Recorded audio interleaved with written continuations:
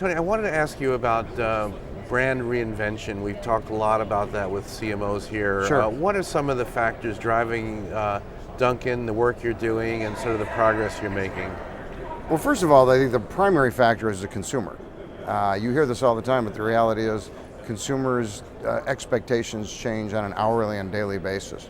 So I like to say, we talk about, we have a great app, it allows you to order in advance, collect points in our perks program. I don't want a good QSR app, I don't want a good restaurant app. I want an app that's as seamless and intuitive as Uber and Spotify and Amazon, because that's where consumers' expectations are set. So our reinvention really came from, if we just keep serving the same products in the same way to the same consumers over time, we're going to go the way a lot of other retail brands have in recent years. We were founded 70 years ago in Quincy, Mass, so was Howard Johnson's. Nobody has a forever right to live. So I think the ones who are winning today are the ones who are paranoid about changing and evolving fast enough to meet consumer needs. So we hear a lot about reinventing the environment, Yes. the whole, what parts of the business are being changed, and how is marketing sort of part of the experience? The reality is that we're changing everything. We have a blueprint for growth that covers all aspects of our business. Marketing is specifically involved in a number of ways. Number one, innovation. We need more creative product innovation faster than we have in the past because consumers demand it. That's what's led to things like the reinvention of our espresso business, the Beyond Sausage Sandwich, bowls that are healthier, Power Sandwich. All these innovations have come about because it's what consumers want. Our marketing has changed. We changed the name of the company. We changed the look and feel of our packaging, advertising, everything, because we rallied around this purpose idea that we refill optimism. And optimism is bright and white and pink and orange like we are. Everything we do is about speed. We're about get in, get out, get on your way. There are plenty of places that you can go, Andy, and write the great American novel, not Dunkin.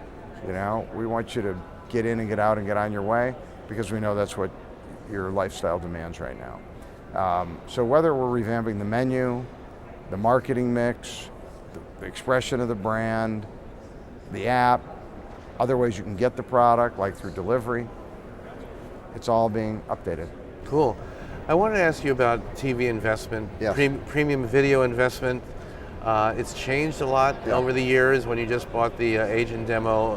Right. What's sort of your strategy around media investment and television? And what are your expectations and some key KPIs?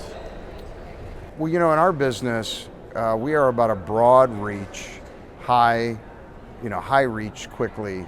The QSR business is essentially built on the model of the minute you make a discount or promotion available, you want people to know about it right away and move right away.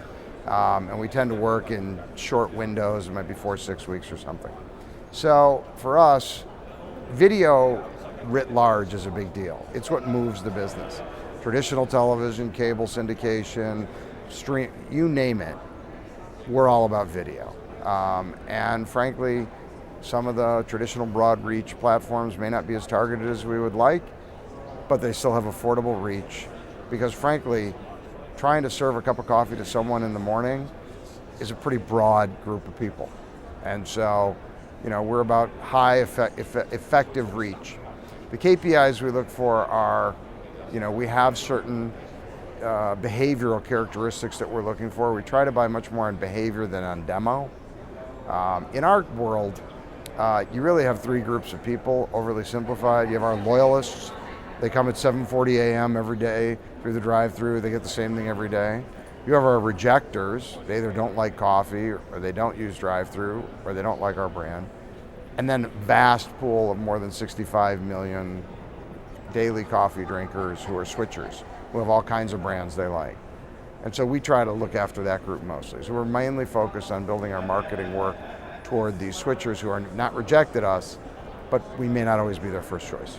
And how do you close the loop and know what's happening with those folks? Well, it's never as accurate as you'd like, and Jim Stengel and others are walking around here today talking about better measurement, which I think would be great. We actually find a fair amount of utility in geo-based, device-enabled, did the person walk in the restaurant? So the difference between us and say a big box retailer is, it's not all that valuable for a big box retailer to know if you went in the store without knowing what you bought, your traffic pattern, what you considered.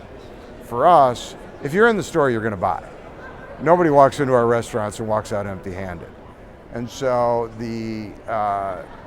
we find that the kinds of devices and platforms that let us figure out whether or not you were exposed to a message and then made a trip to a restaurant, either walked in the restaurant or went through the drive-thru within X amount of days, is a pretty good way to measure conversion.